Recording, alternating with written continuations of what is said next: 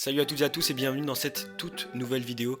Alors aujourd'hui on va parler de l'Inter Milan d'Antonio Conte. Si l'Inter Milan allait un peu mieux ces dernières années, cette saison prouve que l'Inter a considérablement retrouvé des couleurs. Depuis 2011, le club n'est pas à la hauteur sportivement et connaît d'importants problèmes financiers. Erick Thohir, mania des médias indonésiens, entre au capital du club au cœur de l'hiver, annonçant le retrait du président et actionnaire historique du club, Massimo Moratti. Au cours des 3 années qu'auront duré le règne de Thohir, il n'aura pas réussi à replacer le club au plus haut niveau, ni à réaliser tous ses objectifs financiers. Le club est racheté au début de la saison 2016-2017 par un investisseur chinois, le Suning Holdings Group. Le groupe est prêt à investir massivement pour redorer les couleurs du club et en refaire une place forte du football européen. Depuis 2019, c'est Antonio Conte qui est sur le banc des Nerazzurri. Et le problème avec Antonio Conte, c'est qu'il est souvent en désaccord avec ses dirigeants pour le mercato. Et les dirigeants Nerazzurri ont toujours rappelé à Antonio Conte qu'il y avait des problèmes financiers, donc pour recruter des joueurs c'était très compliqué. On le rappelle, lors du précédent marché hivernal, Eriksen était à vendre et Conte espérait récupérer Paredes. Mais malgré ces problèmes entre les dirigeants et Antonio Conte semble avoir inscrit sa patte au collectif de l'Inter Milan, et cet Inter Milan roule sur la Serie A puisqu'ils ont enchaîné 7 victoires consécutives et ils ont doublé l'AC Milan au classement en les battant sèchement 3-0 le 21 février 2021. Oh le Cox, ça va ou quoi? Tu mangeais quoi ce soir? Tu fais quoi là? On fait une vidéo. Ah, tu fais ta vidéo? C'est mon coloc. Salut les boys. Du coup je viens d'arriver à Enghien-les-Bains et c'est mon coloc. Bon bah je vous laisse tranquille. Ouais, j'y retourne. Pour rappel, Antonio Conte est sous contrat jusqu'en 2022 et touche un salaire net de 13,5 millions d'euros, soit bien plus que ce qu'il peut espérer dans un championnat étranger, même en Angleterre. Outre la confiance de ses dirigeants, Conte a pu s'apercevoir que le club comptait également offrir une continuité sportive avec les prolongations de contrat de Lautaro Martinez, de Bastoni et celle à venir de De Vrij. Et donc avant de rentrer dans l'aspect tactique de cet Inter Milan, je tiens à dire que le club a enregistré 59 points après 25 journées de Serie A avant le match contre l'Atalanta lundi soir, et donc ça a été fait à 4 reprises dans l'histoire, et à chaque fois que l'Inter Milan a eu 59 points après 25 journées, l'Inter Milan a gagné le championnat italien. Et donc concentrons-nous maintenant sur l'aspect tactique, comme j'ai pu le faire avec le Manchester City de Pep Guardiola. Là on va rentrer dans le vif du sujet avec l'Inter Milan d'Antonio Conte, tous ses aspects tactiques. Alors tout d'abord, en termes de système de jeu, l'Inter Milan d'Antonio Conte affiche un 3-1-4-2, donc c'est à 3-5-2, mais on trouve une pointe basse avec Brozovic. Donc je vous fais le récapitulatif de ce système de jeu.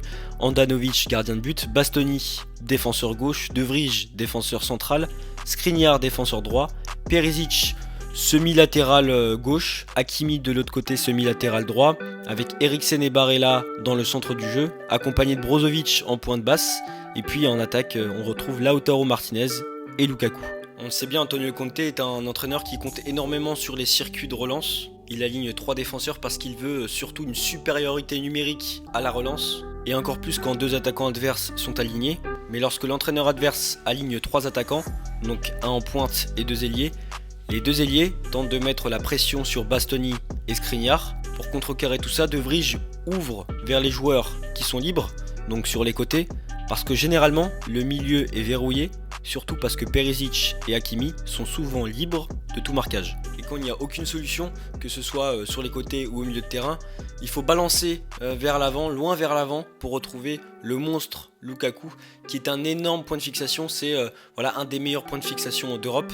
Donc Lukaku a tendance à décrocher un tout petit peu pour recevoir le ballon de loin. Et donc quand Lukaku reçoit le ballon, Lautaro Martinez, le deuxième attaquant, va tourner autour de lui pour prendre les espaces que le Belge a créés. Et comment le Belge crée ces espaces ? C'est tout simplement quand il décroche, il y a 1 ou 2 joueurs qui vont le suivre, parce que un tel point de fixation, un tel joueur imposant et dominant est compliqué à marquer, donc il suffit de plusieurs joueurs, et donc Martinez peut se faufiler derrière dans les espaces, dès que Lukaku a le ballon et que Martinez tourne autour de Lukaku, les latéraux vont se déployer puisqu'ils font énormément d'allers-retours dans un 3-5-2. Il faut avoir beaucoup de coffres et donc Hakimi et Perisic vont accompagner les attaques des deux attaquants. Et on peut dire que le duo Lautaro-Lukaku est monstrueux. C'est l'un des meilleurs duos d'attaque d'Europe cette saison.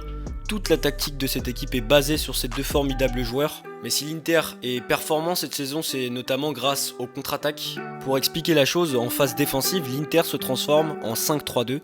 À la récupération du ballon, Lautaro et Lukaku vont s'étirer vers les lignes de touche.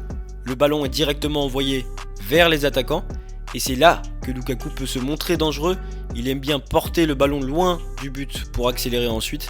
On l'a vu contre l'AC Milan le 21 février. Et pour information, l'Inter n'est pas très friand de ballon. Contre l'AC Milan, ils avaient 40% de possession, ce qui est très peu. Mais c'est pas un problème pour eux parce qu'à partir du moment où ils récupèrent le ballon loin du but adverse, ils peuvent après dévorer les espaces derrière l'équipe adverse. Et avec des joueurs comme Hakimi, Lukaku, Lautaro Martinez et bien d'autres, c'est très facile. Et après un autre exemple, quand l'adversaire presse haut, comme l'AC Milan l'a fait, l'axe est libre et l'Inter en profite pour chercher les milieux de terrain, comme Barella qui sait se montrer sans marquage. Donc voilà, j'ai fait une analyse tactique assez courte de l'Inter Milan. C'était moins en détail que pour Manchester City. Je me suis reposé énormément sur le duo Lukaku-Martinez parce que toute la tactique et l'organisation se basent sur ces deux joueurs.